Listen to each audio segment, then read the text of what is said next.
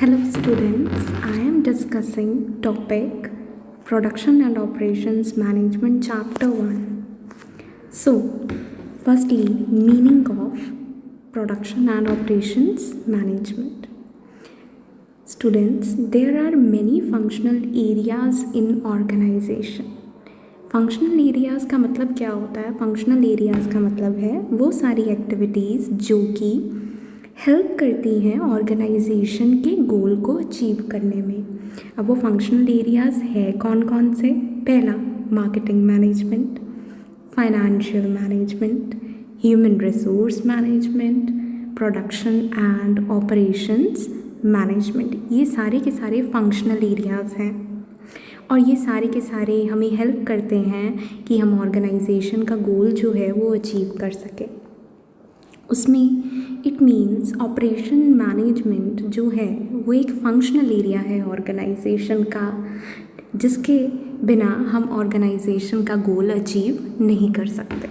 तो सबसे पहले operation management meaning. Operation management का मतलब है वैल्यू एडिशन, मतलब कि जब इनपुट्स को हम कन्वर्ट करते हैं आउटपुट में, वो कैसे कन्वर्ट होता है? वैल्यू एडिशन के थ्रू, ट्रांसफॉर्मेशन के थ्रू। ठीक है, तो अब वैल्यू एडिशन का क्या मतलब है? वैल्यू एडिशन का मतलब है कि हम क्या करें, ऐसी एक्टिविटीज़ इन्वॉल्व करें जिससे कि आउटपुट जनरेट हो सके। एग्जाम्पल, अगर रॉ कॉटन है, ठीक है, रॉ कॉटन में आप कौन कौन से प्रोसेसिंग करेंगे कि आप एक शर्ट बना सकें? तो रॉ कॉटन में आपको शर्ट बनाने के लिए सबसे पहले स्पिनिंग करना पड़ेगा, वीविंग करना पड़ेगा, उसे डाई करना पड़ेगा, ठीक है, उसके बाद उसकी स्टिचिंग करनी पड़ेगी, देन उसकी पैकेजिंग करनी पड़ेगी। पैकेजिंग करने के बाद आउटपुट जनरेट हुआ, एक शर्ट तैयार हो गई और उस शर्ट को आप यूज़ कर सकते हो। ठीक है, तो अब ये जो स्पिनिंग है, वीविंग है, डाइंग है, ठीक है, स्टिचिंग है, पैकेजिंग है, दिस इज़ व्हाट? ट्रांसफॉर्मेशन। आपने रॉ कॉटन से उसे एक शर्ट में कन्वर्ट किया, तो रॉ कॉटन क्या हुआ? इनपुट। कॉटन को में ट्रांसफॉर्मेशन किया, कैसे किया? Spinning, weaving, dyeing, stitching, packaging, this is what? Value addition. और आउटपुट क्या जनरेट हुआ? एक शर्ट जो है आप उसे परचेज कर पाए, तो शर्ट इज़ एन आउटपुट। तो इट मीन्स ऑपरेशंस मैनेजमेंट का मतलब क्या है? इनपुट से आउटपुट में कन्वर्ट करना। कैसे? ट्रांसफॉर्मेशन के थ्रू, वैल्यू एडिशन के थ्रू। अब ये वैल्यू एडिशन का मतलब क्या है? वैल्यू एडिशन मतलब वो सारी एक्टिविटीज़ जिससे कि कस्टमर को सेटिस्फैक्शन जो है वो मिलती है। अब सेटिस्फैक्शन मिलती है, पर कई बार हमारी जो कंपनीज़ हैं वो देख नहीं पाती कि ये एक्टिविटीज़ में दो तरह की एक्टिविटीज़ इन्वॉल्व हो जाती हैं। कई बार ऐसी एक्टिविटीज़ इन्वॉल्व होती हैं जो कि वैल्यूएबल तो हैं, वैल्यू एक्टिविटीज़ हैं, पर कई बार नॉन वैल्यू एक्टिविटीज़ भी इन्वॉल्व होती है। तो ऑपरेशंस मैनेजमेंट अगर आप करना चाहते हो तो वो नॉन वैल्यू एक्टिविटीज़ को आपको एलिमिनेट करना पड़ेगा। अब ये नॉन वैल्यू एक्टिविटीज़ कौन सी एक्टिविटीज़ हैं? नॉन वैल्यू एक्टिविटीज़ ऐसी एक्टिविटीज़ जो कि कस्टमर को सेटिस्फाई नहीं कर रही। ठीक है, सबसे बेस्ट एग्जाम्पल अगर आज के टाइम पे देखा जाए, आपके पास केबल ऑपरेटर्स हैं, उन्होंने क्या किया? वो अब ऑपरेशंस मैनेजमेंट की तरफ उन्होंने ध्यान दिया। इट मीन्स जो आपको चैनल्स, आप से एग्जाम्पल आप सिर्फ हिंदी चैनल देखते हैं, ठीक है, या 5 to 10 चैनल्स आप देखते हैं, बाकी जो सारे चैनल्स हैं वो आपको सेटिस्फेक्शन नहीं प्रोवाइड करते क्योंकि आप उसको यूज़ नहीं करते। तो वो सारे चैनल्स जो आपको आप यूज़ करते हो वो आपको क्या कर रहे हैं? सेटिस्फेक्शन प्रोवाइड करते हैं। तो वो है वैल्यू एक्टिविटीज़। और नॉन वैल्यू एक्टिविटीज़ ऐसी एक्टिविटीज़ जो कि आपको सेटिस्फेक्शन नहीं प्रोवाइड कर रहे हैं। ठीक है, तो आपने उन चैनल्स को अब क्या कर दिया? एलिमिनेट किया, पैक ही उन 10 चैनल्स का लिया जो कि आपको सेटिस्फेक्शन प्रोवाइड कर रहे हैं। तो ये केबल ऑपरेटर्स क्या कर रहे हैं? कौन सा काम कर रहे हैं? ऑपरेशंस मैनेजमेंट का। आज के टाइम पे जो चाइना है वो एक हब बन चुका है कैसे? वो एक्सपोर्ट बहुत करता है। अगर देखा जाए तो इंडिया को वो कितना एक्सपोर्ट करता है? 352.96 बिलियन का, ठीक है। तो इतना वो एक्सपोर्ट करता है, मतलब हमारा इंडिया इतना 352.96 बिलियन का इंपोर्ट कर रहा है, ठीक है। तो वो इतना सक्सेसफुल क्यों है? क्योंकि वो ऑपरेशंस मैनेजमेंट करते हैं। ऑपरेशंस मैनेजमेंट मतलब प्रोडक्शन ज़्यादा, कॉस्ट कम, ठीक है। तो चाइनीज़ ऑर्गेनाइजेशन इसीलिए क्या है, बहुत आगे हैं। नेक्स्ट पे चलेंगे। This is what operation, meaning of operations management. अब मैंने बोला कि बहुत सारी फंक्शनल एरियाज़ होते हैं ऑर्गेनाइजेशन के। कुछ ऑर्गेनाइजेशंस कुछ एरियाज़ में एक्सपर्ट होती है और कुछ ऑर्गेनाइजेशंस दूसरे एरियाज़ में एक्सपर्ट होती है। अगर बात करें एप्पल की, एप्पल जो है वो क्रिएटिविटी ऑफ एम्प्लॉयज़ की तरफ ज़्यादा ध्यान देता है, ठीक है। तो वो उसमें एक्सपर्ट है, मतलब he is expert, Apple is expert in human resource management. वो ज़्यादा से ज़्यादा एम्प्लॉयज़ की क्रिएटिविटी को यूज़ करता है, ज़्यादा से ज़्यादा रिसर्च एंड डेवलपमेंट करता है, तभी वो बहुत आगे है। अगर बात करें पीएनजी की, हिंदुस्तान यूनिलीवर की, आईटीसी की, तो ये मार्केटिंग मैनेजमेंट एक्टिविटीज़ बहुत अच्छी तरह परफॉर्म करते हैं और इसीलिए ये अच्छा वर्क कर रही हैं, अच्छे प्रॉफिट्स जनरेट कर रही हैं। और अगर हम बात करें चाइनीज़ ऑर्गेनाइजेशन की, ये ऑपरेशंस मैनेजमेंट बहुत बेहतर तरीके से करते हैं, तभी ये लीड कर रही हैं, ठीक है। तो हर ऑर्गेनाइजेशन जो है वो एक्सेल कर पाती है, उसकी वजह क्या होती है कि वो किसी न किसी फंक्शनल एक्टिविटी में अच्छी होती है, ठीक है। Now next one is features of operation management. क्या क्या फीचर्स हैं ऑपरेशन मैनेजमेंट के? तो पॉइंट नंबर वन हमें कहता है कि जो ऑपरेशंस मैनेजमेंट है ये कोर मैनेजमेंट एक्टिविटी है। कोर मैनेजमेंट एक्टिविटी का मतलब होता है कि ये इम्पॉर्टेंट मैनेजमेंट एक्टिविटी है। अब इम्पॉर्टेंट क्यों है? ये इसीलिए इम्पॉर्टेंट है क्योंकि ऑपरेशन मैनेजमेंट मतलब व्हाट, वैल्यू एडिशन और ट्रांसफॉर्मेशन। और अगर आप ट्रांसफॉर्मेशन ही नहीं करेंगे तो कस्टमर सेटिस्फाई कैसे होगा? अगर कस्टमर को शर्ट चाहिए होगी और आप उसे रॉ कॉटन तो प्रोवाइड नहीं करेंगे। तो अगर रॉ कॉटन में आप लेंगे, स्पिनिंग, वीविंग, डाइंग, ये सब करेंगे, ऑपरेशंस मैनेजमेंट करेंगे, तभी तो आउटपुट जनरेट होगा शर्ट। तो इट मीन्स ये एक कोर मैनेजमेंट एक्टिविटी है, एक इम्पॉर्टेंट मैनेजमेंट एक्टिविटी है, जिसके अगर ये ना हो तो ऑर्गेनाइजेशन अपना ऑब्जेक्टिव अचीव नहीं कर सकती। Next is here second point, that is value addition. कहता है कि ऑपरेशन मैनेजमेंट में क्या होता है, वैल्यू एडिशन होती है। वो हमने समझ लिया। वैल्यू एडिशन का मतलब है ऐसी एक्टिविटीज़ इन्वॉल्व होती है जो कि कस्टमर को क्या करें, सेटिस्फेक्शन प्रोवाइड करें, ठीक है। अगर प्रॉफिटेबल ऐसी ऑर्गेनाइजेशन है जिनका मेन जो है मोटिव होता है प्रॉफिट, वो जितना अच्छा वैल्यू एडिशन करेंगी, मतलब जितना कस्टमर को सेटिस्फेक्शन प्रोवाइड करेंगी, उतना ही वो प्रॉफिट्स जो है वो जनरेट कर पाएगी। And next is your third point, scope. कहता है कि ऑपरेशंस मैनेजमेंट का स्कोप क्या है। स्कोप का मतलब है बाउंड्रीज। ऑपरेशंस मैनेजमेंट में क्या क्या आता है? पहला है प्रोडक्ट एंड सर्विस डिज़ाइन। तो ऑपरेशन मैनेजमेंट का पहला स्कोप क्या है, product and service design. Product and service design का मतलब क्या है? प्रोडक्ट एंड सर्विस डिज़ाइन कहता है कि यहाँ इसमें हम क्या देखते हैं ऑपरेशंस मैनेजमेंट में, सबसे पहले मुझे ये डिसीज़न लेना होता है कि मुझे कौन सा प्रोडक्ट बनाना है और उसका डिज़ाइन क्या होगा, ठीक है। मुझे डिज़ाइन जो है वो देखना पड़ेगा। एग्जाम्पल, अगर हम लिटिल हार्ट्स की बात करें तो लिटिल हार्ट्स जो बिस्किट हैं उनका जो प्रोडक्ट डिज़ाइन क्या है, there biscuits are heart shaped, ठीक है। Next is your process selection. Process selection का मतलब क्या है कि आज के टाइम पे जो प्रोडक्ट का लाइफ साइकिल है वो क्या हो गया, कम हो गया। लाइफ साइकिल कम हो गया, फॉर एग्जांपल कि इंट्रोडक्शन स्टेज, अब लाइफ साइकिल होता क्या है, प्रोडक्ट लाइफ साइकिल के बारे में भी पता होना चाहिए। तो प्रोडक्ट लाइफ साइकिल मतलब कि एक प्रोडक्ट की इंट्रोडक्शन स्टेज होती है, उसके बाद ग्रोथ स्टेज होती है, उसके बाद मैच्योरिटी स्टेज होती है, उसके बाद वो डिक्लाइन होता है।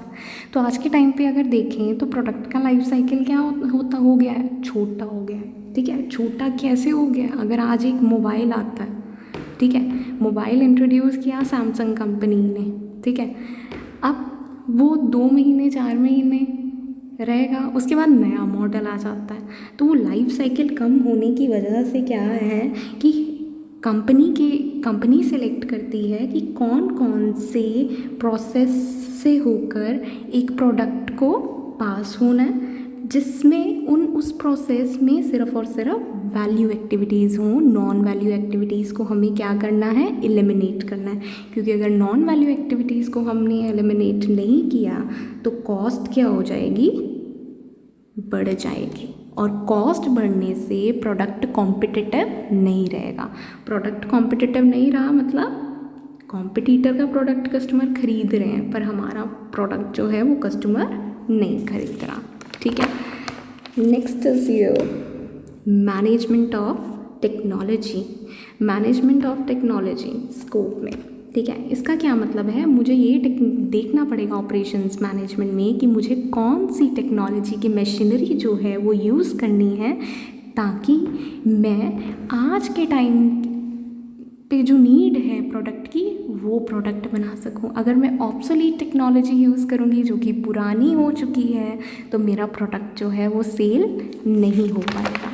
Next is design of work system. Design of work system का क्या मतलब है? डिज़ाइन ऑफ वर्क सिस्टम हमें ये बताता है कि ऑपरेशंस मैनेजमेंट में हम ये देखते हैं कि कौन सा डिपार्टमेंट कहाँ पे हमें लोकेट करना है। ठीक है, नेक्स्ट स्कोप का पार्ट है लोकेशन प्लानिंग। लोकेशन प्लानिंग में हम ये देखते हैं कि मुझे जो फैक्ट्री है या जो प्लांट है वो कहाँ पे लगाना है, कहाँ पे लगाएंगे फैक्ट्री और प्लांट। एग्जाम्पल जैसे मैगी है, मैगी ने ऑल ओवर इंडिया 4 जगह अपने प्लांट लगाए हैं। वो 4 जगह कौन सी हैं? एक तो कर्नाटका का है उनका प्लांट, ठीक है, Karnataka means south India. Next उनका जो प्लांट है वो पंजाब में है, मोगा में, तो Punjab is in north India. Next Goa is waste India, ठीक है, and next is Himachal Pradesh. इन 4 जगह मैगी ने अपना प्लांट जो है वो लगा रखा है। अब ये इन्होंने कैसे डिसाइड किया? ये इन्होंने ऑपरेशंस मैनेजमेंट के थ्रू डिसाइड किया। कहते कि अगर यहाँ पे प्लांट लगाएंगे तो नॉर्थ इंडिया में भी हम मैगी इजीली डिस्ट्रीब्यूट कर पाएंगे, और साउथ इंडिया में भी, वेस्ट इंडिया में भी और ईस्ट इंडिया में भी। तो हमें ये भी डिसाइड करना होता है कि मेरी प्लांट की लोकेशन जो है वो क्या होगी। स्कोप का नेक्स्ट पॉइंट है कैपेसिटी प्लानिंग। कैपेसिटी प्लानिंग का क्या मतलब है? कैपेसिटी प्लानिंग का मतलब है कि मुझे कितना आउटपुट जनरेट करना है, ये डिसीजन को बोलते हैं कैपेसिटी प्लानिंग। एग्जाम्पल, अगर मर्सिडीज़ प्रोड्यूस करनी है तो ऐसा तो नहीं है कि मैं एक मंथ में बहुत सारी मर्सिडीज़ कार प्रोड्यूस करूँगी, नहीं, क्योंकि मर्सिडीज़ जो है वो किन के लिए रीचेबल है? Richer section of the society के लिए। Richer section of the society ही मर्सिडीज़ परचेज़ कर पाता है। तो मुझे प्रोडक्शन भी फिर क्या करनी पड़ेगी? कम करनी पड़ेगी। वाइल अगर कोई ऐसी कार है, एग्जाम्पल ले लेते हैं, ऑल्टो है, तो उसकी प्रोडक्शन ज़्यादा रखूँगी क्योंकि वो तो मिडिल क्लास भी परचेज़ कर सकती है। तो मुझे कैपेसिटी प्लानिंग में क्या डिसीज़न लेना है कि मुझे कितने नंबर ऑफ यूनिट्स जो हैं वो प्रोड्यूस करने हैं। ठीक है, नेक्स्ट इज क्वालिटी इम्प्रूवमेंट। अब इसका क्या मतलब है? क्वालिटी इम्प्रूवमेंट मीन्स मुझे क्या करना है, ऐसा प्रोडक्ट बनाना है जो कि 0 डिग्री डिफेक्टिव प्रोडक्ट हो। 0 डिग्री डिफेक्टिव प्रोडक्ट का मतलब है कि उसमें कुछ भी डिफेक्ट जो है वो ना आए, और मेरा जो प्रोडक्ट है मेरे कॉम्पिटिटर के कंपैरेटिवली अच्छी क्वालिटी का हो, ताकि उसे मैं सेल कर पाऊँ। Okay, next is your features का 4th point, inter related activities involve होती हैं ऑपरेशंस मैनेजमेंट में। अब इसका क्या मतलब है, कहता कि ऑपरेशंस मैनेजमेंट के साथ सिर्फ ये जो हमने स्कोप पढ़ लिया वो सब नहीं, बाकी एक्टिविटीज़ भी इन्वॉल्व होती हैं। तो वो एक्टिविटीज़ क्या क्या हैं? सबसे पहली फोरकास्टिंग। फोरकास्टिंग का मतलब क्या होता है? जब हम फ्यूचर प्रेडिक्ट करते हैं। तो कहता कि ऑपरेशंस मैनेजमेंट में हम फोरकास्टिंग भी करते हैं। फोरकास्टिंग का मतलब अब ये तो देखना पड़ेगा कि कितनी डिमांड होगी, उसी हिसाब से ही तो प्रोडक्शन होगी, ठीक है। तो फोरकास्टिंग मीन्स हम डिटर्मिन करते हैं कि डिमांड कितनी होगी, ठीक है। नेक्स्ट इज योर स्केड्यूलिंग या शेड्यूलिंग, जो मर्जी कह सकते हैं इसे आप। अब ये शेड्यूलिंग का मतलब क्या होता है, ठीक है। शेड्यूलिंग का मतलब होता है, इसको एक एग्जाम्पल से समझते हैं। ऑपरेशंस रिसर्च एक सब्जेक्ट है, उसमें हम शेड्यूलिंग करते हैं, ठीक है। अब ये शेड्यूलिंग का मतलब जैसे एक ऑर्गेनाइजेशन है, ठीक है, उसने सेल्समैन हायर कर रखे। सेल्समैन क्या करते हैं? अपना प्रोडक्ट जो है वो सेल करने के लिए जाते हैं। तो यहाँ पे उन्हें अलग अलग सिटीज़ में विज़िट करना पड़ता है।